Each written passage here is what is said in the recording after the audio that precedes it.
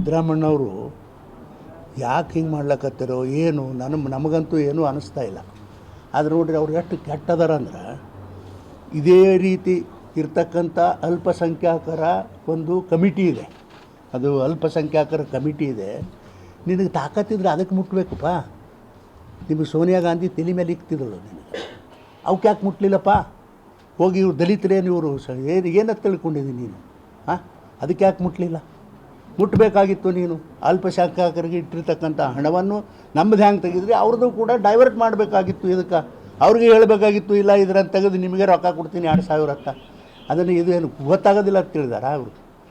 ನೋಡಿ, ಈಗ ಇದು ಎಲ್ಲನೂ ಅಂಥ ದೊಡ್ಡ ಹಗರಣ ಮಾಡಿ, ಈಗ ನಿನ್ನೆ ಮೊನ್ನೆ ಒಂದು ಏನು ನಿರ್ಣಯ ಮಾಡ್ಯಾರ ಅಂತಂದ್ರೆ, ಈ ಕೋಆಪ್ರೇಟಿವ್ ಸಂಘ ಸಂಸ್ಥೆಗಳಲ್ಲೂ ಕೂಡ ಇಂಥದ್ದೊಂದು ಕಾನೂನು ತರಬೇಕು ಅಂತ ತೆಗೆದು ಹೇಳ್ಯಾರ. ಅದು ಅದಕ್ಕೆ ಬೇಕಪ್ಪ? ಜನರ ಮನಸ್ಸು ಬದಲಾವಣೆ ಮಾಡ್ಲಿಕ್ಕೆ ಬೇಕಾ ಇದು ಕಾನೂನು? ಆಮೇಲೆ ಅದರಲ್ಲಿ ಏನಿರ್ತದೆ ಎಲ್ಲರಿಗೂ ಗೊತ್ತದ, ಅದು ಹೆಂಗೆ ನಡೀತದ ಈ ಲೋಕಲ್ ಸಂಸ್ಥೆಗಳು ಅನ್ನೋದು ಗೊತ್ತದ. ಆದರೆ ಸಿದ್ದರಾಮಣ್ಣವರೇ, ನೀವು ನಿಜವಾಗಿ ದಲಿತರ ಮೇಲೆ ನಿಮಗೆ ಅಭಿಮಾನ ಇದ್ರೆ, ದಲಿತ ಸಮುದಾಯದ ಮತಗಳನ್ನು 20-50 ವರ್ಷಗಳಿಂದ ಮತದಾನ ಬ್ಯಾಂಕ್ ಅಂತ ಹೇಳಿ ಮಾಡ್ಕೊಂಡು ಬಂದಿರಿ, ನಿಮಗೆ ನಿಜವಾಗಿ ಅವ್ರ ಮೇಲೆ ನಿಮಗೆ ಅಭಿಮಾನ ಇದ್ದಿದ್ರೆ, ಈಗ ಏನು ಹಣ ಒಂದು 25,000 29,000 ಹಣವನ್ನು ಡೈವರ್ಟ್ ಮಾಡಿರಿ, SCPT ಹಣವನ್ನು, ಅದನ್ನು ಪುನಃ ಸರಿಪಡಿಸಿ ಮುಂದೆ ಏನು ಮಾಡ್ತೀರಿ ನೀವು ಮಾಡಿರಿ. ಅಲ್ಲಿ ತನಕ ಮಾತ್ರ ನಾವು ಮಾತ್ರ ಬಿಡೋಂಗಿಲ್ಲ. ಈಗ ಅವ್ರು ಹೇಳಿದ್ರಲ್ಲ, ಎಲ್ಲ ರಾಜ್ಯದಲ್ಲಿರ್ತಕ್ಕಂಥ ಎಲ್ಲ ಸಂಘಟನೆಗಳು ಭಾರತೀಯ ಜನತಾ ಪಕ್ಷಕ್ಕೆ ನಾವು ಸಹಕಾರ ಮಾಡ್ತೇವೆ ಈ ಒಂದು ವಿಷಯದಾಗ ಅಂತ ಹೇಳ್ಯಾರ. ಅದಕ್ಕೆ ನಾವೊಂದು ಪ್ರಶ್ನೆ ಕೇಳ್ತೀನಿ ನಮ್ಮ ಜನರಿಗೆ.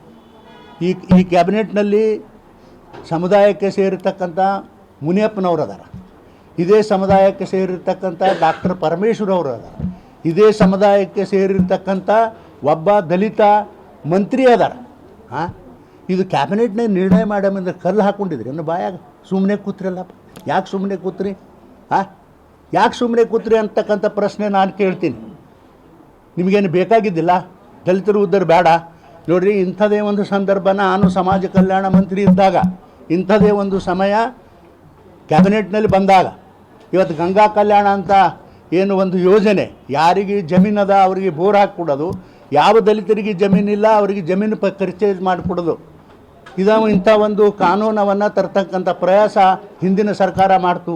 ಆದರೆ ನಾನು ಒಬ್ಬ ಸುಮ್ಮನೆ ಮನ್ಕೊಂಡು ಬಾಯಕಲ್ಲಿ ಇಟ್ಕೊಂಡು ಸುಮ್ಮನೆ ಕೂತಿದ್ರೆ ಇವತ್ತು ಗಂಗಾ ಕಲ್ಯಾಣ ಆಗ್ತಿತ್ತಾ, ಅಥವಾ ಏನು ಮೊರಾರ್ಜಿ ದೇಸಾಯಿ ಶಾಲೆ ಆಗ್ತಿತ್ತಾ, ಅಥವಾ ಹಾಸ್ಟೆಲ್ಗಳು ಆಗ್ತಿದ್ವಾ, ನಮ್ಮ ಮಕ್ಕಳಿಗೆ ಅನುಕೂಲ ಆಗ್ತಿತ್ತಾ? ಅದೇ ಹಣದಿಂದ ಹೆಚ್ಚಿನ ದರ್ಜೆಗೆ ಓದಲಿಕ್ಕೆ ಹೋಗ್ತಕ್ಕಂಥ ಮಕ್ಕಳಿಗೆ ಸರ್ಕಾರ ಇದೇ ಹಣದಲ್ಲಿ ಸಹಾಯ ಮಾಡ್ತಕ್ಕಂಥ ಕೆಲಸ ಮಾಡ್ತಿತ್ತು. ಇಷ್ಟೆಲ್ಲ ಅನ್ಯಾಯ ಮಾಡಿರಿ. ನೀವು ಮತ್ತೆ ಹೇಳ್ತೀರಿ ಇದು ಅಹಿಂದ ನಾಯಕರು ಅಂತ ಹೇಳ್ತೀರಿ. ನಿಮಗೇನು ಶರ್ಮ ಬರೋದಿಲ್ಲ? ಹೇಳ್ರಿ ನೋಡೋಣ. ಹೆಂಗೆ ದಲಿತ ನಾಯಕರಿ ನೀವು? ಹೆಂಗೆ ನೀವು ಹಿಂದುಳಿದ ನಾಯಕರಾಗಿ ಹೊಂಟಿರಿ? ನಿಮಗೆ ಯಾವ ರೀತಿ ಕರಿಬೇಕು ನಮಗೆ ಅರ್ಥ ಆಗಲ್ಲ. ಅದಕ್ಕಾಗಿ ಇದನ್ನು ಎಲ್ಲವನ್ನು ಸರಿಪಡಿಸಿದ್ರೆ ಬೇಷದ. ಪಕ್ಷದ ಅಧ್ಯಕ್ಷರು ನೀವೇರೆ ಬುದ್ಧಿ ಹೇಳಬೇಕಾಗಿತ್ತು ಸಣ್ಣ ಹುಡುಗರಿಗೆ ಎಲ್ಲರಿಗೆ. ನೀವು ಹಿರಿಯ ಮನುಷ್ಯರಾಗಿ ನೀವು ಸುಮ್ಮ ಕೂತ್ರಪ್ಪ. ನೋಡಿರಿ, ನಾವು ಏನು ತಿಳ್ಕೊಂಡಿದ್ದೆವು, ದಲಿತರು ಬಾಬಾ ಸಾಹೇಬ್ರಿಗೆ ಅಂಬೇಡ್ಕರ್ ಅವ್ರಿಗೆ ಅಷ್ಟೇ ಇವರು ಅನ್ಯಾಯ ಮಾಡ್ಯಾರ ಅಂತ ನಾ ತಿಳ್ಕೊಂಡಿದ್ದ, ನಮ್ಮ ಸಮಾಜ ತಿಳ್ಕೊಂಡಿತ್ತು.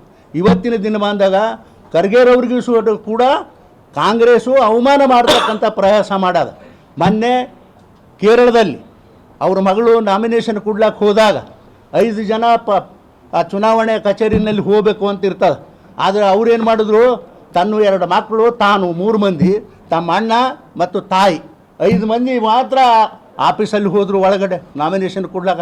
ಪಾಪ ನಮ್ಮ ಖರ್ಗೆರವರು ಹೊರಗೆ ನಿಂತು ಸಣ್ಣ ಹುಡುಗರಿಗತ್ತಲೆ ಕಿಟಕಿನಲ್ಲಿ ಗೋಣು ಹಾಕಿ ನೋಡ್ತಿದ್ರು. ಇದು ನಮ್ಮ ದಲಿತರಿಗೆ ಕೊಟ್ಟಿರ್ತಕ್ಕಂಥ ಅನ್ಯಾಯ ಅಲ್ಲ? ಯಾಕೆ ವಿಚಾರ ಮಾಡೋದಿಲ್ಲ ನಮ್ಮ ದಲಿತರು ಇಂಥ ಅನ್ಯಾಯ ಆದರು? ಬರೀ ಬಾಬಾ ಸಾಹೇಬ್ರ ಅಂಬೇಡ್ಕರ್ಗೆ ಏನೋ ಒಂದು ಶಬ್ದ ಅಂದರು ಅನ್ನೋ ಕಾರಣಕ್ಕೆ ಇಡೀ ದೇಶದ ತುಂಬ ನೀವು ಮೆರವಣಿಗೆ ಮಾಡಿದ್ರಪ್ಪ. ಇವತ್ತೇನಾಗಿದೆ ನಿಮ್ಗೆ? ಖರ್ಗೆರವ್ರಿಗೆ ಇಂಥ ಒಂದು ಅನ್ಯಾಯ ಮಾಡ್ಯಾರ ಕಾಂಗ್ರೆಸ್ನವರು.